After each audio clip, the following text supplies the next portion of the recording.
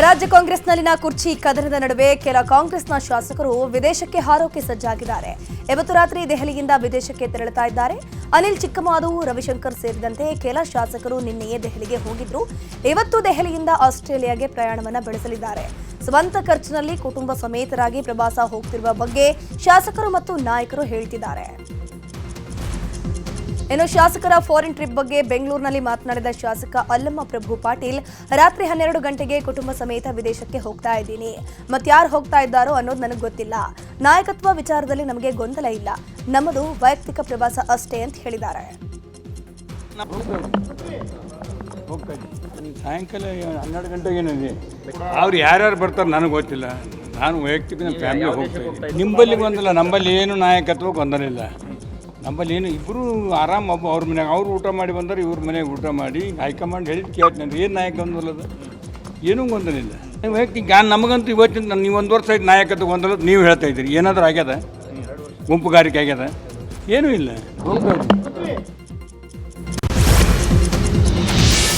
ಶಾಸಕರ ವಿದೇಶ ಪ್ರವಾಸದ ಬಗ್ಗೆ ಮಾತನಾಡಿದ ಎಐಸಿಸಿ ಅಧ್ಯಕ್ಷ ಮಲ್ಲಿಕಾರ್ಜುನ ಖರ್ಗೆ, ಸಿಎಂ ಡಿಸಿಎಂಗೆ ಈ ಬಗ್ಗೆ ನಿರ್ಣಯ ಕೈಗೊಳ್ಳುವ ಅವಕಾಶ ಇದೆ. ಇದು ಲೋಕಲ್ ವಿಚಾರ. ಇದ್ರ ಬಗ್ಗೆ ನಾನೇನು ಉತ್ತರಿಸಲ್ಲ ಅಂತ ಹೇಳಿದ್ದಾರೆ.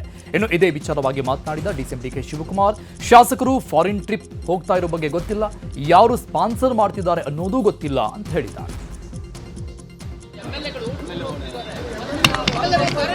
ನೋಡಪ್ಪ, ಇದು ಲೋಕಲ್ ಇಶ್ಯೂ. ಮುಖ್ಯಮಂತ್ರಿಗಳು, ಉಪಮುಖ್ಯಮಂತ್ರಿಗಳು ಇವರೆಲ್ಲರೂ ಅದ್ರ ಬಗ್ಗೆ ನಿರ್ಣಯ ತಗೊಳ್ಬೇಕು. ನಾನು ಪದೇ ಪದೇ ಎಲ್ಲ ಟೂರ್ ಹೋಗೋದು, ಅವ್ರು ಅಲ್ಲಿ ಹೋದರು ಇಲ್ಲಿ ಹೋದರು ಹಂಗೆ ಇವೆಲ್ಲ ಚೆನ್ನಾಗೂ ಇರೋದಿಲ್ಲ. ಇಲ್ಲಿ ಲೋಕಲ್ ಲೀಡರ್ಸ್ ಅಲ್ಲ ಎಲ್ಲರೂ.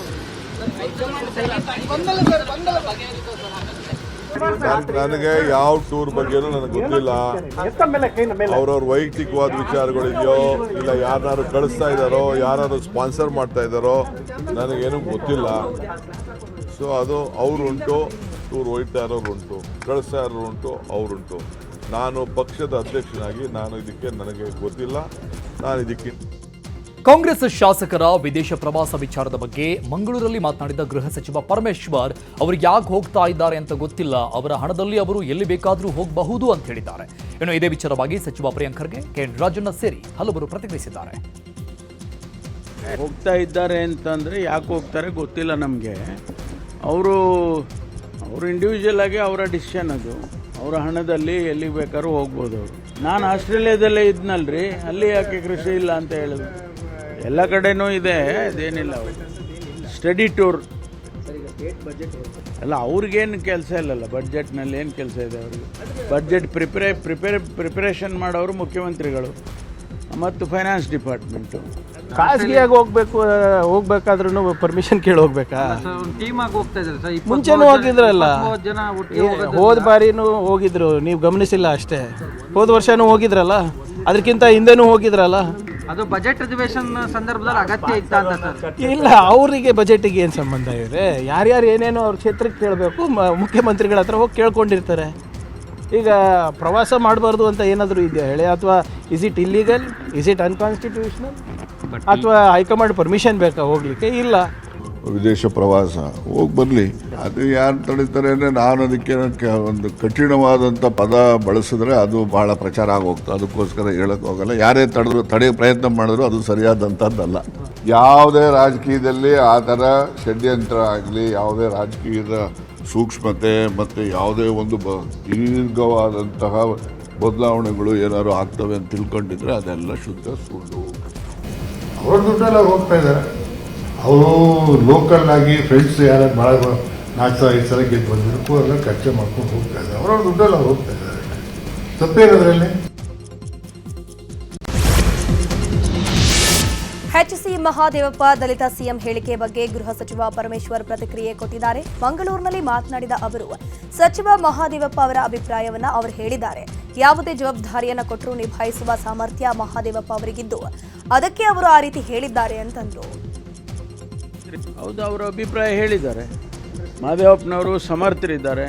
ಯಾವುದೇ ಜವಾಬ್ದಾರಿಯನ್ನು ಕೊಟ್ಟರೆ ತೆಗೆದುಕೊಳ್ಳೋದಕ್ಕೆ ಅವರಿಗೆ ಸಾಮರ್ಥ್ಯ ಇದೆ, ಅದಕ್ಕೆ ಹೇಳಿದ್ದಾರೆ ಅವರು.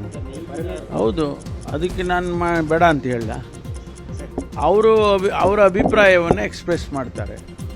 ಅದನ್ನು ತಪ್ಪು ಅಂತ ನಾವು ಹೇಳೋಕ್ಕಾಗೋದೇ ಇಲ್ಲ. ಅವರ ಅಭಿಪ್ರಾಯ ಅದು. ನಮ್ಮಲ್ಲಿ ಒಂದು ವ್ಯವಸ್ಥೆ ಇದೆ, ಹೈಕಮಾಂಡ್ ಇದೆ, ಸಂದರ್ಭಗಳಿದ್ದಾವೆ, ಆಗ ಹೈಕಮಾಂಡ್ನವರು ತೀರ್ಮಾನ ಮಾಡ್ತಾರೆ. ನಾವು ಯಾರೋ 10 ಜನ ನನ್ನ ಪರವಾಗಿ ಜೈಕಾರ ಹಾಕಿದರೆ ಆಗೋದಿಲ್ಲ. ಇನ್ನು ಈ ಬಗ್ಗೆ ಮಾಜಿ ಸಚಿವ ಕೆಎನ್ ರಾಜಣ್ಣ ಮಾತನಾಡಿದ್ದು, ಮುಂದೆ ರಾಜಕೀಯ ಬದಲಾವಣೆ ಆಗತ್ತೆ ಅಂತ ಅಂದುಕೊಂಡ್ರೆ ಅದು ಸುಳ್ಳು. ಸಿದ್ದರಾಮಯ್ಯನವರು ಬಜೆಟ್ನಲ್ಲಿ ಬ್ಯುಸಿ ಇದ್ದಾರೆ, ಬದಲಾವಣೆಯ ಮಾತಿಲ್ಲ ಅಂತ ಹೇಳಿದ್ದಾರೆ. ಯಾವುದೇ ರಾಜಕೀಯದಲ್ಲಿ ಆ ಥರ ಷಡ್ಯಂತ್ರ ಆಗಲಿ, ಯಾವುದೇ ರಾಜಕೀಯದ ಸೂಕ್ಷ್ಮತೆ ಮತ್ತು ಯಾವುದೇ ಒಂದು ದೀರ್ಘವಾದಂತಹ ಬದಲಾವಣೆಗಳು ಏನಾದ್ರು ಆಗ್ತವೆ ಅಂತ ತಿಳ್ಕೊಂಡಿದ್ರೆ ಅದೆಲ್ಲ ಶುದ್ಧ ಸುಳ್ಳು. ಏನಾಗೋದಿಲ್ಲ. ಈಗಾಗಲೇ ಯಥಾಸ್ಥಿತಿನೇ. ಈಗಾಗಲೇ ಬಜೆಟ್ ಮಾಡ್ತಿಲ್ಲನ್ರಿ. ಬಜೆಟ್ ಮಾಡ್ತಾರೆ ಅಂದರೆ ಅವ್ರಿಗೆ ಕಾನ್ಫಿಡೆನ್ಸ್ ಇರೋದಿಲ್ವಾ? ಆಫ್ಟರ್ ಬಜೆಟ್ ರಾಜಕಾರಣದಲ್ಲಿ ಇವಾಗ ಇದ್ದಿದ್ದೀನಿ 10 ನಿಮಿಷಕ್ಕೆ ಇರೋದಿಲ್ಲಪ್ಪ, ಎಷ್ಟೋ ಬದಲಾವಣೆಗಳು ಆಗುತ್ತವೆ. ಅದರಿಂದ ಏನೇನಾಗ್ತವೆ, ರಾಜಕೀಯದಲ್ಲಿ ಹೆಚ್ಚು ಚಲನಶೀಲತೆ ಇರ್ತಕ್ಕಂಥದ್ದು ಯಾವುದಾದ್ರೂ ರಂಗ ಇದೆ ಅಂದರೆ ಅದು ರಾಜಕೀಯ ರಂಗ. ಅದು ಬದಲಾವಣೆಗಳಿಗೆ ಸಹಜ ಅಂತ. ಬೀದಿ ನಾಯಿಗಳನ್ನ ಹಿಡಿಬೇಕು ಅಂದಿದ್ದ ಸಚಿವ ಮಹದೇವಪ್ಪ ಹೇಳಿಕೆ ಕಾಂಗ್ರೆಸ್ನಲ್ಲಿ ವಿವಾದ ಮೂಡಿಸಿದೆ. ಈ ಬಗ್ಗೆ ಮಾತನಾಡಿರುವ ಡಿಕೆ ಸುರೇಶ್, ಕಾಂಗ್ರೆಸ್ಸಿಗರು ಯಾರೂ ಬೀದಿ ನಾಯಿ ಅಲ್ಲ, ನಾಯಿಗಿರು ನಿಯತ್ತು ಮನುಷ್ಯರಿಗಿಲ್ಲ ಅಂತಾರೆ. ಹಲವಾರು ಸನ್ನಿವೇಶದಲ್ಲಿ ಆ ನಾಣ್ಣುಡಿ ಕೇಳಿದ್ದೇವೆ. ನಿಯತ್ತಿನ ನಾಯಿಗಳು ಯಜಮಾನನ ಋಣ ತೀರಿಸುವ ನಾಯಿಗಳಾಗಿರುತ್ತವೆ ಅಂತ ಹೇಳಿದ್ದಾರೆ. ನನಗೆ ಅದರ ಬಗ್ಗೆ ಮಾಹಿತಿ ಇಲ್ಲ, ಯಾರ ಬಗ್ಗೆ ಅವರು ಉಲ್ಲೇಖ ಮಾಡಿದ್ದಾರೆ ಅಂತ ಹೇಳಿ. ಕಟ್ಟ ಕಾಂಗ್ರೆಸ್ಸಿಗರು ಯಾರು ಕೂಡ ಬೀದಿ ನಾಯಿಗಳಲ್ಲ, ನಿಯತ್ತಿನ ನಾಯಿಗಳು. ಕಟ್ಟ ಕಾಂಗ್ರೆಸ್ಸಿಗರೆಲ್ಲರೂ ಕೂಡ ನಿಯತ್ತಿನ ನಾಯಿಗಳೇ ಹೊರತು ಬೀದಿ ನಾಯಿಗಳಲ್ಲ. ಯಾವತ್ತೂ ಕೂಡ ಋಣವನ್ನು ತೀರಿಸುವಂಥ, ಋಣನ ಇಟ್ಕೊಂಡು ತೀರಿಸುವಂಥ ವ್ಯಕ್ತಿತ್ವವನ್ನು ಇಟ್ಕೊಂಡಿರ್ತಕ್ಕಂಥ ನಾಯಿಗಳು. ಅದು ಬೀದಿ ಇರ್ಬೋದು, ಸಾಕಿರೋದಿರ್ಬೋದು. ಯಜಮಾನನಿಗೆ ಋಣ ತೀರಿಸ್ತಾರೆ. ಶಿವಗಂಗಾ ಬಸವರಾಜ ತಿರುಗೇಟ್ ಕೊಟ್ಟಿದ್ದಾರೆ. ಮಹದೇವಪ್ಪ ಅವರು ಆ ಪದಗಳನ್ನು ಬಳಸಬಾರ್ದಾಗಿತ್ತು. ಬೀದಿ ನಾಯಿಗೆ ಶಾಸಕರನ್ನ ಹೋಲಿಕೆ ಮಾಡ್ತಾರೆ ಅಂದ್ರೆ ಅವರು ಒಬ್ಬರು ಶಾಸಕರು ತಾನೆ. ನಾಯಿಗೆ ಹೋಲಿಕೆ ಮಾಡಿದ್ರೆ ಅವರು ಅದೇ ತಾನೆ, ಹಿರಿಯರಿದ್ದಾರೆ, ಅವರಿಗೆ ನಾವು ಹೇಳೋಕ್ಕಾಗಲ್ಲ ಅಂತ ಹೇಳಿದ್ದಾರೆ. ನೋಡಿದೆ, ನಾನು ವಿಡಿಯೋ ನೋಡಿದೆ. ಆ ಪದಗಳೆಲ್ಲ ಬಳಕೆ ಮಾಡಬಾರ್ದು. ಈಗ ಬೀದಿ ನಾಯಿಗೆ ಶಾಸಕರು ಹೋಲಿಸಿದ್ರೆ ಅವರು ಒಬ್ಬರು ಶಾಸಕರಲ್ವಾ, ಮತ್ತು ಅವ್ರು ಯಾರು? ಈಗ ಬೀದಿ ನಾಯಿ ಬಗ್ಗೆ ಶಾಸಕರನ್ನು ಹೋಲಿಸಿದ್ದಾರೆ ಅವ್ರೀಗ. ಡಿ ಕೆ ಸಾಹೇಬ್ರ ಫಾಲೋವರ್ ಇರಲಿ, ಕಾಂಗ್ರೆಸ್ ಫಾಲೋವರ್ ಇರಲಿ, ಸಿದ್ದರಾಮಯ್ಯ ಅವ್ರ ಶಾಸಕರ ಬಗ್ಗೆ ಮಾತಾಡಿದ್ದಾರೆ. ಹಂಗಾರೆ ಅವ್ರು ಯಾರು? ಅವರು ಅದೇ ಆಗ್ತದಲ್ವಾ. ಮತ್ತು ಅವ್ರನ್ನೂ ಸೇರಿಸಿ ಅನ್ಕಂದ್ರೆ ಗಾಜಿನ ಮೇಲೆ ಕೂತ್ಕೊಂಡು ಕಲ್ಲು ಹೊಡೆದಂಗೆ ಆಗ್ತದೆ. ಪದಗಳನ್ನ ಹಿರಿಯರಿದ್ದಾರಪ್ಪ, ನಾವೆಲ್ಲ ಅವ್ರಿಗೆ ಹೇಳ್ಕೊಡ್ಬಾರ್ದು. ನಾಯಕತ್ವ ವಿಚಾರವಾಗಿ ಸಚಿವ ಮಹದೇವಪ್ಪ ಹೇಳಿಕೆ ವಿಚಾರದ ಬಗ್ಗೆ ಡಿಸಿಎಂ ಡಿಕೆ ಶಿವಕುಮಾರ್ ಪ್ರತಿಕ್ರಿಯಿಸಿದ್ದಾರೆ. ಎಲ್ರಿಗೂ ಎಲ್ಲದಕ್ಕೂ ಉತ್ತರ ಕೊಡೋಕ್ಕಾಗೋದಿಲ್ಲ, ಉತ್ತರ ಕೊಡೋದಕ್ಕೆ ಹೋಗಲ್ಲ. ನಾನು, ಸಿದ್ದರಾಮಯ್ಯ, ಮಲ್ಲಿಕಾರ್ಜುನ ಖರ್ಗೆ ಅವರು ಏನ್ ಮಾತನಾಡಿದ್ದೀವಿ ಅಂತ ಗೊತ್ತಿದೆ. ನಾವೇನು ಕದ್ದು ಮುಚ್ಚಿ ಮಾತನಾಡಿಲ್ಲ, ಸೂಕ್ತ ಸಮಯದಲ್ಲಿ ಗೊತ್ತಾಗುತ್ತೆ. ಎಲ್ಲವನ್ನ ಸಿದ್ದರಾಮಯ್ಯ ಅವರೇ ಸೂಕ್ತ ಸಮಯದಲ್ಲಿ ಹೇಳ್ತಾರೆ ಅಂತಂದ್ರು. ಇನ್ನು ಇದೇ ವಿಚಾರವಾಗಿ ಸಚಿವ ದಿನೇಶ್ ಗುಂಡೂರಾವ್ ಕೂಡ ಪ್ರತಿಕ್ರಿಯಿಸಿದ್ದಾರೆ. ನಾನು ಮಹದೇವಪ್ಪಂಗೆ ಉತ್ತರ ಕೊಡೋಕ್ಕೆ ನಾನು ತಯಾರಿಲ್ಲ, ಯಾರಿಗೂ ಉತ್ತರ ಕೊಡೋಕ್ಕೆ ನಾನು ತಯಾರಿಲ್ಲ. ನಾನು ಹಿಂದೆ ಹೇಳಿದ್ದೀನಿ, ಇದು ನಮ್ಮ ನಾಯಕತ್ವದ ವಿಚಾರ. ಸಿದ್ದರಾಮಯ್ಯನವರು ಹೇಳಿದ್ದಾರೆ, ಖರ್ಗೆ ಸಾಹೇಬರು ಹೇಳಿದ್ದಾರೆ. ಇದು ನಾನು, ಸಿದ್ದರಾಮಯ್ಯನವರು ಮತ್ತು ಹೈಕಮಾಂಡ್ ನಾವೆಲ್ಲ ಸೇರಿ ತೆಗೆದುಕೊಂಡಿರುವಂಥ ಒಂದು ತೀರ್ಮಾನ. ಆ ತೀರ್ಮಾನ ಏನಿದೆ ಅನ್ನೋದು ಟೈಮ್ ಬಂದಾಗ ಉತ್ತರ ಸಿಗ್ತದೆ. ಇದೇನು ಕದ್ದು ಮುಚ್ಕೊಂಡು ಇಬ್ಬರೂ ಗುಟ್ಟು ವ್ಯವಹಾರ ಏನಿಲ್ಲ. ಇದು ಎಲ್ಲರೂ ಸಿದ್ದರಾಮಯ್ಯನವರೇ ಟೈಮಲ್ಲಿ ಏನು ಅದಕ್ಕೆ ಉತ್ತರ ಹೇಳಬೇಕು ಅದನ್ನು ಜನಕ್ಕೆ, ರಾಜ್ಯದ ಜನಕ್ಕೆ ಸಂದೇಶ ಕೊಡ್ತಾರೆ. ಅದಕ್ಕೆ ಇದಕ್ಕೆ ಯಾವ ಸಂಬಂಧನೂ ಇಲ್ಲ. ನಾಯಕತ್ವ ಬದಲಾವಣೆ ಅದು ನೀವು ಪ್ರತಿ ಸಲ ಕೇಳ್ತಾನೆ ಇರ್ತೀರ 2 ವರ್ಷದಿಂದ, ಆಯಿತಾ? ಅದು ಬಿಟ್ಬಿಡಿ ಒಂದು ಕಡೆ. ಇದಕ್ಕೂ ಅಂದರೆ 2 ವರ್ಷದಲ್ಲಿ ಯಾರು ಎಲ್ಲೂ ಪ್ರವಾಸನೇ ಮಾಡಬಾರ್ದಾ? ನೀವು ಹೇಳೋ ಪ್ರಕಾರ ಗೊಂದಲ ಇದೆ ಅಂತ ಹೇಳಿದ ತಕ್ಷಣ ಯಾರು ಓಡಾಡಬಾರ್ದು. ನಾನು ಹೋಗಿದ್ದೆ ವಿದೇಶಕ್ಕೆ ಮೊನ್ನೆ. ನೋಡಿ, ಅಪ್ರಸ್ತುತ, 100ಕ್ಕೆ 100 ಅಪ್ರಸ್ತುತ. ಯಾಕಂದರೆ ನಮ್ಮ ಹೈಕಮಾಂಡ್ ಅವರು ಏನು ತೀರ್ಮಾನ ಮಾಡ್ತಾರೆ ನಮ್ಮೆಲ್ರಿಗೂ ಒಪ್ಪಿಗೆ ಇದೆ ಅಂತ ಹೇಳಿದ್ಮೇಲೆ, ಎಲ್ಲರೂ ಹೇಳಿದ್ಮೇಲೆ, ಏನು ಹೈಕಮಾಂಡ್ ತೀರ್ಮಾನ ಆದಾಗ ಆವಾಗ ಅದು ಪ್ರಸ್ತುತ, ಹೈಕಮಾಂಡ್ ತೀರ್ಮಾನ ಯಾವಾಗ ಆಗೋದಿಲ್ಲ ಅದು ಅಪ್ರಸ್ತುತ, ಅಷ್ಟೇ.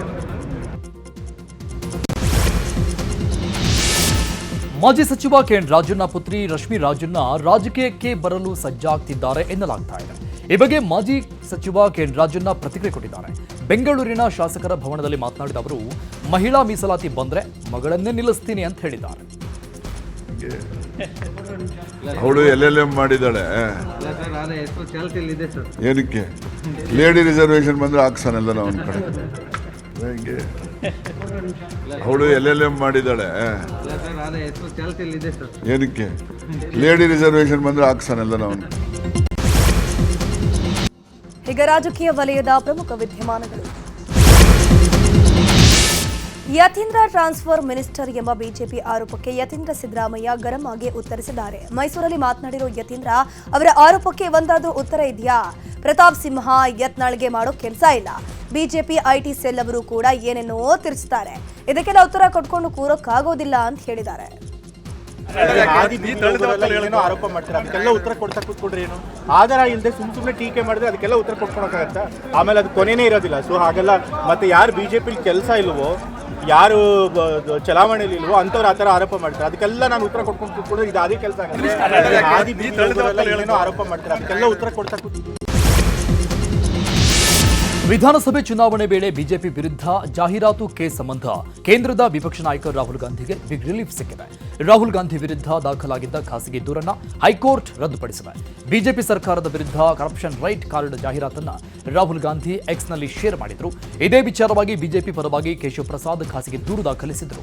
ಕೇಂದ್ರದ ವಿಪಕ್ಷ ನಾಯಕ ರಾಹುಲ್ ಗಾಂಧಿ ಸಮನ್ಸ್ ಪ್ರಶ್ನಿಸಿ ಹೈಕೋರ್ಟ್ಗೆ ಅರ್ಜಿ ಸಲ್ಲಿಸಿದ್ರು. ಅರ್ಜಿ ವಿಚಾರಣೆ ನಡೆಸಿದ ಕೋರ್ಟ್ ಖಾಸಗಿ ದೂರನ್ನ ರದ್ದುಗೊಳಿಸಿದೆ. ಕೋಲಾರದಲ್ಲಿ ಟಾಟಾ ಮಿನಿ ಏರ್ಬಸ್ ಹೆಲಿಕಾಪ್ಟರ್ ಘಟಕವನ್ನು ಇವತ್ತು ಉದ್ಘಾಟಿಸಲಾಗಿದೆ. ವರ್ಚುವಲ್ ಮೂಲಕ ಹೆಲಿಕಾಪ್ಟರ್ ತಯಾರಿಕಾ ಘಟಕಕ್ಕೆ ಪ್ರಧಾನಿ ಮೋದಿ, ಫ್ರಾನ್ಸ್ ಅಧ್ಯಕ್ಷ ಮ್ಯಾಕ್ರಾನ್ ಚಾಲನೆ ಕೊಟ್ಟಿದ್ದಾರೆ. ವೇಮಗಲ್ ಕೈಗಾರಿಕಾ ಪ್ರದೇಶದಲ್ಲಿ ನಡೆದ ಕಾರ್ಯಕ್ರಮದಲ್ಲಿ ಕೇಂದ್ರ ರಕ್ಷಣಾ ಸಚಿವ ರಾಜನಾಥ್ ಸಿಂಗ್, ಫ್ರಾನ್ಸ್ ರಕ್ಷಣಾ ಸಚಿವೆ ಕ್ಯಾಥರಿನ್ ವ್ಯಾಟ್ರಿ ಮತ್ತು ರಾಜ್ಯ ಬೃಹತ್ ಕೈಗಾರಿಕಾ ಸಚಿವ MP ಪಾಟೀಲ್ ಕೂಡ ಭಾಗಿಯಾಗಿದ್ದರು.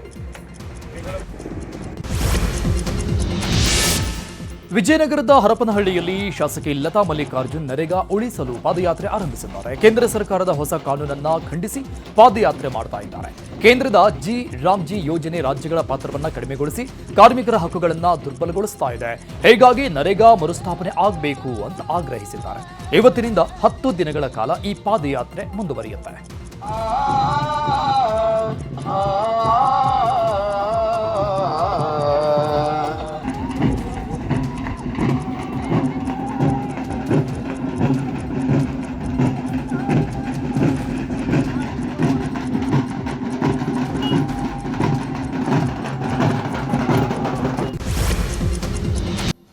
ಈಗ ಕ್ರೈಮ್ ಲೋಕದ ಪ್ರಮುಖ ಸುದ್ದಿಗಳು. ಹಣ ಕೊಡು ಯುವಕರನ್ನೇ ಟಾರ್ಗೆಟ್ ಮಾಡಿ ಲಕ್ಷ ಹಣವನ್ನ ಯುವತಿ ಪೀಕಿರೋ ಘಟನೆ ಧಾರವಾಡದಲ್ಲಿ ನಡೆದಿದೆ. ಮೂರು ಹೆಸರನ್ನ ಇಟ್ಕೊಂಡು ಯುವಕರನ್ನ ಟಾರ್ಗೆಟ್ ಮಾಡ್ತಿದ್ದ ಐಶ್ವರ್ಯ ಎಂಬಾಕೆ ಪ್ರೀತಿ ಮದುವೆ ಅಂತೆಲ್ಲ ನಾಟಕವಾಡಿ ದುಡ್ಡನ್ನ ಪೀಕಿದ್ದಾಳೆ. ಸದ್ಯ ವಂಚನೆಗೆ ಒಳಗಾದ ಯುವಕನ ಕುಟುಂಬಸ್ಥರು ಐಶ್ವರ್ಯಾಳನ್ನ ಹಿಡಿದು ನಡು ರಸ್ತೆಯಲ್ಲೇ ಥಳಿಸಿದ್ದಾರೆ.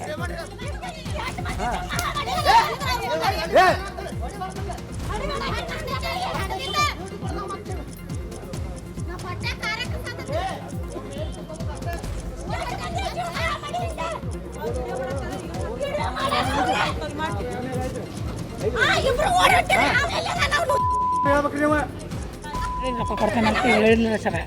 ಒಳ್ಳೆ ಬಡ್ಡಿಗಳು ಅದ ಅವರು ನಾವು ಇದು ಮಾಡ್ತೇನಂತ ಹೇಳ ಅವ್ನ ರೊಕ್ಕ ಹೊಳ್ಳಿ ಕೊಟ್ಟಿಲ್ಲ. ಆಕೆಗೆ ಒಂದರಲ್ಲ 4-5 ಮಂದಿ ಮದುವೆ ಆಗೈತಿ ಆಲ್ರೆಡಿ. ಈಗ ಮದುವೆ ಆಗುವಾಗ ಒಂದು ಇದಾಗೈತೆ ಅಂತ ಹೇಳಿದ್ರೆ ಡೈವರ್ಸ್ ಆಗೈತೆ ಅಂತ ಹೇಳಿದ್ರೆ ಆಯಿತು. ಒಂದು ಮಗು ಐತಿ, ಅದನ್ನೂ ಒಪ್ಕೊಂಡ್ರೆ ನಾನು ಮಗುನೂ ಇರಲಿ, ಅದು ನಮ್ಮ ಮಗುನ ಮೊಮ್ಮಗಳಂತ ತಿಳ್ಕೊತಾನೆ, ಮದುವೆ ಮಾಡ್ತೇನೆ ಅಂತ ಹೇಳಿ ನಾನು ಎಲ್ಲ ರೆಡಿ ಮಾಡಿದ್ದೆ ರೀ. ಮಾಡಿದ್ರೆ ಸಂಜೆಗೆ ನಾನು ಬರಂಗಿಲ್ಲ ಅಂತ ಹೇಳಿಬಿಟ್ರಿ. ಆಕೆ ಸಂಬಂಧ ತೊಗೊಂಡ್ರಿ, ರೊಕ್ಕದ ಸಂಬಂಧ ರೊಕ್ಕ ಎಲ್ಲಿ ಬೇಕಾದಲ್ಲೇ ಇಸು ಕೊಟ್ಬಿಟ್ಟಾನ್ರಿ.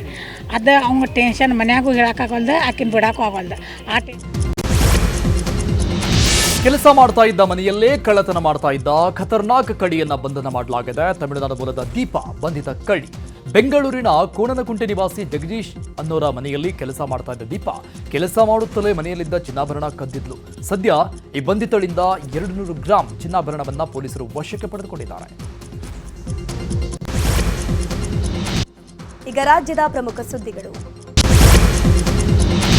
ನ್ಯಾಯಕ್ಕಾಗಿ ಕೋರ್ಟ್ಗೆ ಹೋಗಿದ್ದ ಕುಟುಂಬಕ್ಕೆ ಸಾಮಾಜಿಕ ಬಹಿಷ್ಕಾರ ಹಾಕಿರೋ ಘಟನೆ ಚಾಮರಾಜನಗರ ಜಿಲ್ಲೆಯ ಮೋಳೆ ಗ್ರಾಮದಲ್ಲಿ ನಡೆದಿದೆ. ಜಮೀನು ವಿವಾದ ಬಗೆಹರಿಸುವಂತೆ ಗ್ರಾಮದ ಯಜಮಾನರಿಗೆ ಪ್ರಭುಸ್ವಾಮಿ ದೂರನ್ನ ಕೊಟ್ಟಿದ್ರು. ಆದರೆ ಜಮೀನು ವಿವಾದವನ್ನ ಯಜಮಾನರು ಬಗೆಹರಿಸಿರಲಿಲ್ಲ. ಆದ್ರಿಂದ ಪ್ರಭುಸ್ವಾಮಿ ಕೋರ್ಟ್ಗೆ ಹೋಗಿದ್ರು. ತಮ್ಮನ್ನ ಧಿಕ್ಕರಿಸಿ ಕೋರ್ಟ್ಗೆ ಹೋಗಿದ್ದೀಯಾ ಅಂತ ಪ್ರಭುಸ್ವಾಮಿ ಕುಟುಂಬಕ್ಕೆ ಊರಿನ ಯಜಮಾನರು ಸಾಮಾಜಿಕ ಬಹಿಷ್ಕಾರ ಹಾಕಿದ್ದಾರೆ. ಈ ಬಗ್ಗೆ ಪೊಲೀಸರಿಗೆ ದೂರು ನೀಡಿದ್ರೂ ಪ್ರಯೋಜನ ಆಗಿಲ್ಲ ಅಂತ ಪ್ರಭುಸ್ವಾಮಿ ಕುಟುಂಬ ಅಳಲು ತೋಡ್ಕೊಂಡಿದೆ. ಮನೆ ಹತ್ರ ನೀರು ಬಿಟ್ಟು ನಮ್ಮ ಮನೆ ಬಾಗಿಲಿಗೆ ತೊಂದರೆ ಕೊಡ್ತಾ ಇದ್ದಾರೆ. ಗ್ರಾಮದಲ್ಲಿ ಒಂದು ಅಂಗಡಿ ಸಾಮಾನು ಕೊಡ್ತಾ ಇಲ್ಲ, ಒಂದು ಆಳು ಕಾಳು ಜಮೀನಿಗೆ ಬರ್ತಾ ಇಲ್ಲ. ಇದರಿಂದ ನಮಗೆ ಹಾಲು ಪಾಲು ಇನ್ನೇನು ಅದಕ್ಕೂ ಫುಲ್ಲು ನಮಗೆ ಮನೆ ಹತ್ರ ಇರೋಕ್ಕೆ ಅವಕಾಶ ಇಲ್ಲ ಅಂತ ತೊಂದರೆ ಕೊಡ್ತಾ ಇದ್ದಾರೆ. ಇಷ್ಟೇ ಸ್ವಾಮಿ. ನಮಗೆ ಕೊಟ್ಟು ಅವರು ದೂರು ಕೊಟ್ಟರು, ಅವರು ಕ್ರಮ ತಗೊಂಡಿಲ್ಲ ಸ್ವಾಮಿ. ದೊಡ್ಡ ಯಜಮಾನ ಅನ್ನಿಸ್ಕೊಂಡನ ಪರಮೇಶ, ಅವನೇನೇ ಬಾರಿ ಇದು ಮಾಡ್ತಾ ಇರೋದು. ನಮ್ಗೆ ಪೊಲೀಸ್ ಸ್ಟೇಷನ್ಗೆ ಹೋದ್ರೆ ಪೊಲೀಸ್ ಸ್ಟೇಷನಲ್ಲೂ ನಮ್ಗೆ ನ್ಯಾಯ ಸಿಕ್ಕ. ಪೊಲೀಸ್ ಸ್ಟೇಷನಲ್ಲಿ ಮೊನ್ನೆ ಮಾತಾಡೋಕ್ಕೆ ಚಾನ್ಸ್ ಕೊಟ್ಟಿಲ್ಲ ನಮ್ಗೆ. ಅವರೇನೇ ನಮ್ಮ ಬೆಂಗಳೂರಿನ ಮಹಾದೇವಪುರದಲ್ಲಿ ಮಗು ಸಾವು ಪ್ರಕರಣ ಸಂಬಂಧ ರಸ್ತೆ ಗುಂಡಿಗಳಿಂದ ಸಾವು ಅಂತ ಜನರು ಆಕ್ರೋಶ ವ್ಯಕ್ತಪಡಿಸಿದ್ದಾರೆ. ಈ ಬಗ್ಗೆ ನ್ಯೂಸ್ 18 ನಿರಂತರ ವರದಿ ಬಿತ್ತರ ಮಾಡಿತ್ತು. ಸದ್ಯ ವರದಿಯ ಬೆನ್ನಲ್ಲೇ ಎಚ್ಚೆತ್ತ ಅಧಿಕಾರಿಗಳು ಹಳೇಹಳ್ಳ ಗ್ರಾಮದಲ್ಲಿ ಸ್ಥಗಿತವಾಗಿದ್ದಂತಹ ರಸ್ತೆ ಕಾಮಗಾರಿಯನ್ನ ಮರು ಶುರು ಮಾಡಿದ್ದಾರೆ. ಕಿತಗನೂರು ಗ್ರಾಮ ಪಂಚಾಯಿತಿಯ ಪಿಡಿಒ ನರ್ಮದಾ ಮೋರಿ ಪಕ್ಕದ ರಸ್ತೆಗೆ ಮರಳು ತುಂಬಿ ತಾತ್ಕಾಲಿಕವಾಗಿ ಓಡಾಡೋಕೆ ಅನುವು ಮಾಡಿಕೊಟ್ಟಿದ್ದಾರೆ. ಬೆಂಗಳೂರಿನ ಮಹದೇವಪುರದಲ್ಲಿ ರಸ್ತೆ ಅಪಘಾತದಲ್ಲಿ 2 ವರ್ಷದ ಮಗು ತ್ರಿಶೂಲ್ ಸಾವನ್ನಪ್ಪಿತು. ಮಗು ಸಾವನ್ನಪ್ಪಿದ ರಸ್ತೆಗೆ ಈಗ ಮರಳು ಜಲ್ಲಿಕಲ್ಲು ಹಾಕಿ ಸರಿಪಡಿಸುವ ಕೆಲಸ ಆಗ್ತಾ ಇದೆ. ನ್ಯೂಸ್ 18 ನಿರಂತರ ವರದಿ ಬೆನ್ನಲ್ಲೇ ಕೆಲಸ ಶುರುವಾಗಿದೆ. ರಸ್ತೆ ಕಾಮಗಾರಿ ನೋಡಿ ಸಮಾಧಾನಗೊಂಡ ಮೃತ ಮಗುವಿನ ತಾತ ರಾಘವೇಂದ್ರ ಆ ನೋವಲ್ಲೇ ನ್ಯೂಸ್ 18ಗೆ ಧನ್ಯವಾದ ಹೇಳಿದ್ದಾರೆ. ಮಹದೇವಪುರ ಶಾಸಕಿ ಮಿಸ್ಸಿಂಗ್ ಆಗಿದ್ದಾರೆ ಅಂತ ಸೋಷಿಯಲ್ ಮೀಡಿಯಾದಲ್ಲಿ ಪೋಸ್ಟರ್ ಹಾಕಿ ಆಕ್ರೋಶ ವ್ಯಕ್ತಪಡಿಸ್ತಾ ಇದ್ದಾರೆ ಜನ. ಕೆಲಸ ಮಾಡದೆ ನಾಪತ್ತೆಯಾಗಿದ್ದಾರೆ ಅಂತ ಶಾಸಕಿ ಮಂಜುಳಾ ಅರವಿಂದ್ ಲಿಂಬಾವಳಿ ವಿರುದ್ಧ ನಿವಾಸಿಗಳು ಆಕ್ರೋಶ ವ್ಯಕ್ತಪಡಿಸ್ತಾ ಇದ್ದಾರೆ. ಕ್ಯಾಬ್ನಲ್ಲಿ 4 ವರ್ಷದ ಮಗುವನ್ನ ಮರೆತು ಬಿಟ್ಟು ಹೋಗಿದ್ದ ಕುಟುಂಬಕ್ಕೆ ಪೊಲೀಸರು ವಾಪಸ್ ಮಗುವನ್ನ ಮರಳಿಸಿದ್ದಾರೆ. ಬೆಂಗಳೂರಿನ ಹೆಣ್ಣೂರಿನಲ್ಲಿರುವಂತಹ ಅಪಾರ್ಟ್ಮೆಂಟ್ಗೆ ಕ್ಯಾಬ್ ಅಲ್ಲಿಗೆ ಹೋಗುವಾಗ ಮಗು ಮಲಗಿರುತ್ತೆ. ಈ ವೇಳೆ ಪೋಷಕರು ಮಗುವನ್ನ ಗಮನಿಸದೆ ಕ್ಯಾಬ್ನಿಂದ ಇಳಿದು ಮನೆಗೆ ಹೋಗಿದ್ದಾರೆ. ಇದ ಕ್ಯಾಬ್ ಚಾಲಕ ಕೂಡ ಈ ಬಗ್ಗೆ ಗಮನ ಹರಿಸಿಲ್ಲ. ಮಗು ಮಲ್ಕೊಂಡಿತ್ತು. ಮನೆಗೆ ಹೋದ ಮೇಲೆ ಮಗು ಇಲ್ದಿರೋದು ಗೊತ್ತಾಗಿ ಕುಟುಂಬಸ್ಥರು ಹೊಯ್ಸಳ ಪೊಲೀಸರಿಗೆ ಕರೆ ಮಾಡಿದ್ದಾರೆ. ಈ ವೇಳೆ ಹೊಯ್ಸಳ ಪೊಲೀಸರು ಕ್ಯಾಬ್ ಅನ್ನ ಪತ್ತೆ ಹಚ್ಚಿ ಮಗುವನ್ನ ಪೋಷಕರ ಮಡಿಲಿಗೆ ಸೇರಿಸಿದ್ದಾರೆ. ಹಾಸನದಲ್ಲಿ ಯಶೋತಾಯಿ ಪುಷ್ಪ ಸೈಟ್ ಜಟಾಪಟಿ ವಿಚಾರ ಮುಗಿಯುವಂತೆ ಕಾಣಿಸ್ತಾನೆ ಇಲ್ಲ. ಮತ್ತೆ ಎಸ್ಪಿ ಕಚೇರಿಗೆ ಯಶೋತಾಯಿ ಪುಷ್ಪ ಭೇಟಿ ಕೊಟ್ಟಿದ್ದಾರೆ. ಪೊಲೀಸರು ಈ ಪ್ರಕರಣವನ್ನ ಸರಿಯಾಗಿ ತನಿಖೆ ಮಾಡಿಲ್ಲ ಅಂತ ಎಸ್ಪಿಗೆ ದೂರು ಕೊಟ್ಟಿದ್ದಾರೆ. ಬಡಾವಣೆ ಪೊಲೀಸರು ರೌಡಿಸಂ ಮತ್ತು ಭೂ ಮಾಫಿಯಾದವರಿಗೆ ಸಹಕಾರ ಕೊಡ್ತಾ ಇದ್ದಾರೆ. ಹೀಗಾಗಿ ಸಂಬಂಧಪಟ್ಟ ಪೊಲೀಸರ ವಿರುದ್ಧ ಕ್ರಮ ತೆಗೆದುಕೊಳ್ಳಬೇಕು ಅಂತ ಪುಷ್ಪ ಎಸ್ಪಿಗೆ ದೂರು ಕೊಟ್ಟಿದ್ದಾರೆ.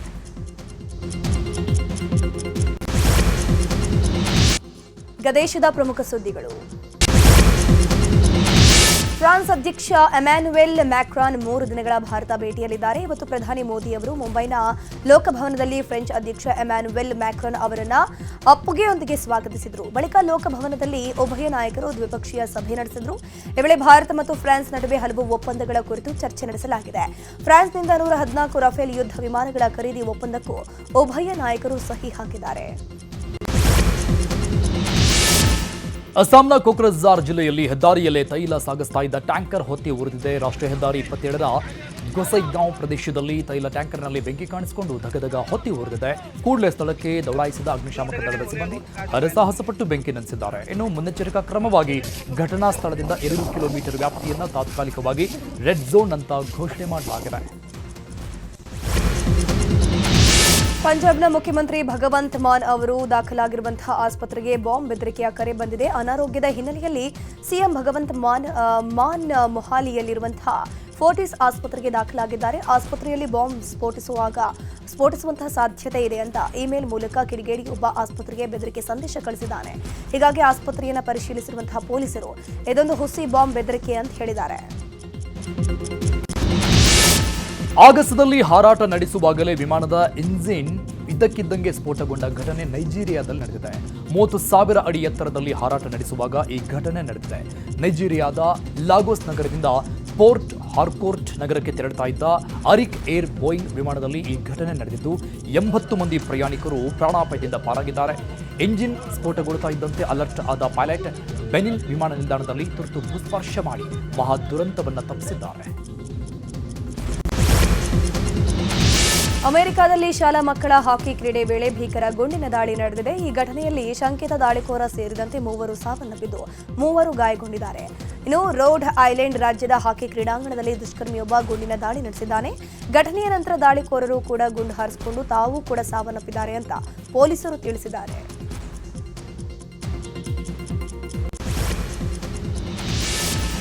ಬಾಂಗ್ಲಾದೇಶದ ನೂತನ ಪ್ರಧಾನಮಂತ್ರಿಯಾಗಿ ತಾರಿಕ್ ರೆಹಮಾನ್ ಪ್ರಮಾಣ ವಚನ ಸ್ವೀಕರಿಸಿದ್ದಾರೆ. ಈ ಮೂಲಕ ಬಾಂಗ್ಲಾದೇಶದಲ್ಲಿ ತಾರಿಕ್ ರೆಹಮಾನ್ ನೇತೃತ್ವದ ಬಿಎನ್ಪಿ ಸರ್ಕಾರ ರಚನೆಯಾಗಿದೆ. ಢಾಕಾದ ರಾಷ್ಟ್ರೀಯ ಸಂಸತ್ ಭವನದಲ್ಲಿ ಪ್ರಮಾಣ ವಚನ ಸಮಾರಂಭ ನಡೆಯಿತು. ಈ ಸಮಾರಂಭದಲ್ಲಿ ಭಾರತದ ಪರವಾಗಿ ಲೋಕಸಭಾ ಸ್ಪೀಕರ್ ಓಂ ಬಿರ್ಲಾ ಅವರು ಪಾಲ್ಗೊಂಡು ನೂತನ ಸರ್ಕಾರಕ್ಕೆ ಶುಭಾಶಯ ತಿಳಿಸಿದ್ದಾರೆ. ಭ್ರಷ್ಟಾಚಾರ ಆರೋಪದಲ್ಲಿ ಜೈಲಲ್ಲಿರುವಂತಹ ಪಾಕ್ ಮಾಜಿ ಪ್ರಧಾನಿ ಇಮ್ರಾನ್ ಖಾನ್ಗೆ ಸೂಕ್ತ ಚಿಕಿತ್ಸೆ ನೀಡುವಂತೆ ವಿಶ್ವ ಕ್ರಿಕೆಟ್ನ 14 ಮಾಜಿ ನಾಯಕರು ಮನವಿ ಮಾಡಿಕೊಂಡಿದ್ದಾರೆ. ಪಾಕಿಸ್ತಾನ ಸರ್ಕಾರಕ್ಕೆ ಪತ್ರ ಬರೆದು ಇಮ್ರಾನ್ ಖಾನ್ ದೃಷ್ಟಿ ಕಳ್ಕೊಂಡಿದ್ದಾರೆ. ಅವರಿಗೆ ಸಮರ್ಪಕ ಚಿಕಿತ್ಸೆ ಒದಗಿಸುವಂತೆ ಕೋರಿ ಕಪಿಲ್ ದೇವ್, ಸುನಿಲ್ ಗವಾಸ್ಕರ್ ಸೇರಿ ಕ್ರಿಕೆಟ್ ತಂಡಗಳ ಹಲವು ಮಾಜಿ ನಾಯಕರು ಪತ್ರ ಬರೆದಿದ್ದಾರೆ. ಅಮೆರಿಕದಿಂದ ನಿರ್ಬಂಧಕ್ಕೆ ಒಳಗಾಗಿರುವ ಇರಾನ್ ದೇಶಕ್ಕೆ ಸೇರಿದ 3 ತೈಲ ಟ್ಯಾಂಕರ್ ಹಡಗುಗಳನ್ನು ಭಾರತ ವಶಕ್ಕೆ ಪಡೆದಿದೆ. ಸ್ಟೆಲ್ಲರ್, ರೂಬಿ, ಅಲ್ಫಾಲ್ಟ್ ಸ್ಟಾರ್ ಮತ್ತು ಅಲ್ ಜಾಫ್ಜಿಜಾ ಎಂಬ 3 ಹಡಗುಗಳನ್ನು ಮುಂಬೈನ ಕರಾವಳಿ ಕಾವಲು ಪಡೆ ವಶಕ್ಕೆ ಪಡೆದುಕೊಂಡಿದೆ.